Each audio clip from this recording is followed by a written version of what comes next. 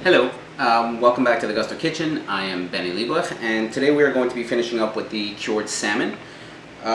So we left off before with putting it into the fridge for 24 hours in our salt cure.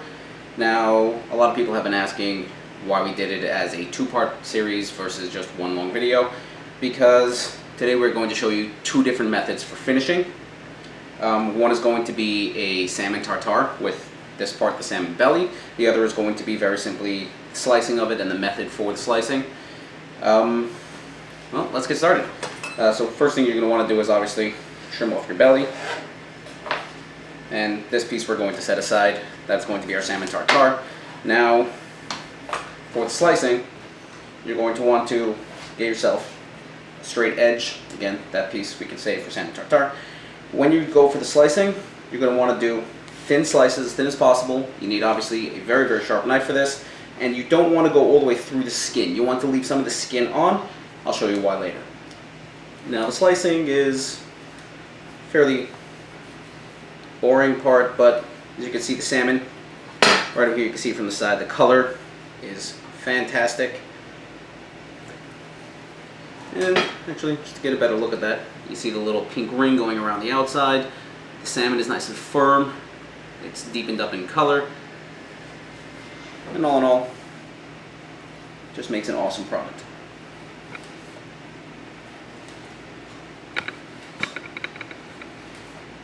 Now this is very easily and simply served with anything you would serve a regular gravlox with, or a regular smoked salmon.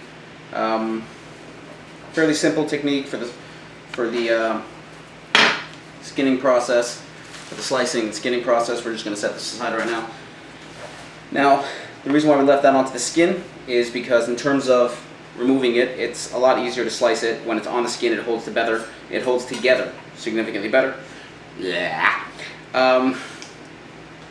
However, it holds together significantly better when it's on the skin, and then it's as simple as just going underneath it and slicing straight underneath, just like you would do with deskinning a regular side of salmon.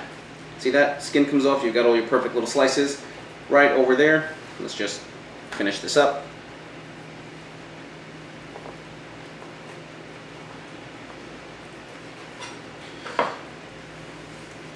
Now here, we have got our beautiful salmon, skin separated.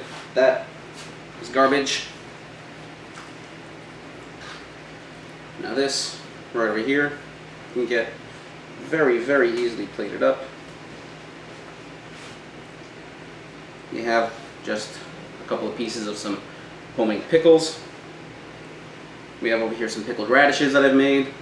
Recipe to follow with a different video. And over here we have this lovely Mediterranean style of relish.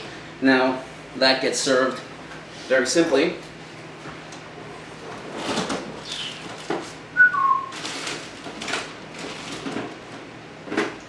See, that's why you should always be prepared. I forgot the sour cream. A little bit of sour cream over there, that is perfect.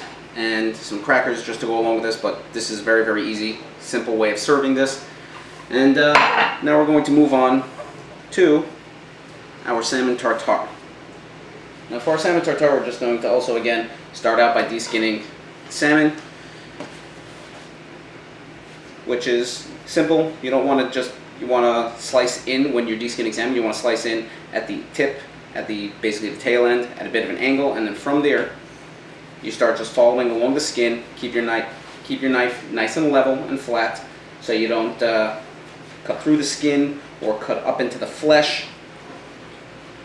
Keep it a little bit of pressure there just to hold things in place, and just slice right on through. Here we've got just a little bit of the fin, trims it right off, a little bit of this excess garbage stuff. Over here I guess we've missed a little bit of the skin, which is fine. Do a quick trim, remove this right here. Simple, easy. Now, continue on with the tartare here. We're going to cut it down into some workable, manageable pieces. We're going to slice this into strips.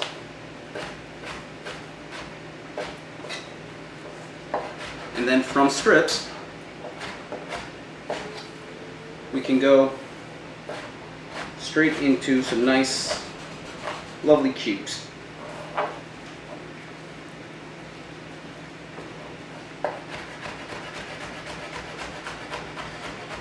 The size of the cubes, I like them to be not like a mush. I don't like my tartares to be mush. I like them to be just a nice little dice so that there is a little bit of texture along with it. Obviously, that is up to you. You could do it a little bit of a larger chunk. And this is supposed to be quite a rustic dish, not really like what you find in many of the restaurants where the salmon tartare will be packed, or steak tartare. These things will very often be packed into shapes. I like to leave it as a bit more of a loose sort of tartare, so you can feel the textures, and packing it in, I think, I don't know, I just don't like the way it comes out. Now we're going to do a little bit of some fresh dill gherkins. Also, again, very finely just chopped right up.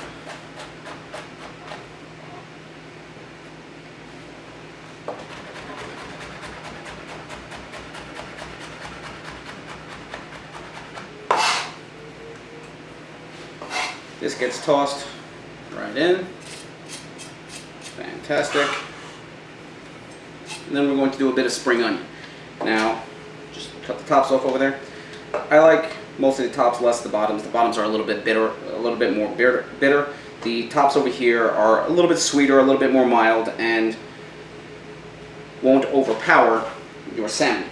Now, when you are trying to cut scallions for a salmon tartare or even a steak tartare or anything, you want to get them relatively thin because you don't want larger chunks to overpower the flavor. So thinner chunks will work out significantly better because you don't get that big mouthful of oniony flavor that comes along with it.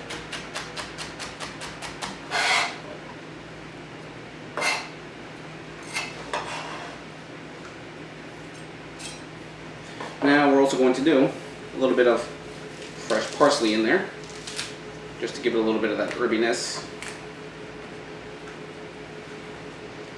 Now also with the parsley, you don't want to slice it up too many times. What you see a lot of times is these chefs, they once they're done chopping it up nicely, they wind up doing this whole thing where they chop it up and hack it up, and you want to just bruising your parsley. What you want to do is cut it finely the first time and then leave it. Don't beat up your parsley because then you lose the flavor as the juices leak out. Now, the next thing that we're going to do is a little bit of this horseradish aioli that is been pre-prepared. We're just going to mix some of that in there, and that is pretty much it. All the flavor is in with the beet cured salmon. We don't want to overpower that with too many other things. We don't want to go crazy. If you'd like to, a little bit of tang with some mustard would be nice. A little bit of sourness from some lemon juice, that would also work in here, but I feel like we've got enough with the green onions, the gherkins, and the parsley. So we've got plenty going on over here. We're just going to mix this right up. This could be just served up just as is. A little bowl with some crackers.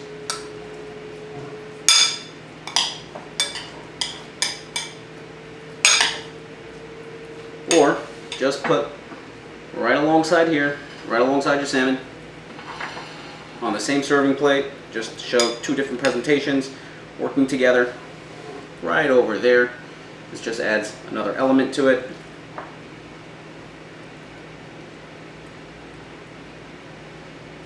Basically salmon, sort of almost two ways on the same plate. Now here we're getting a little poncy, a little fancy over here. We're just going to garnish it with some onion blossoms. These add a very, very mild onion bite, which comes through at the end.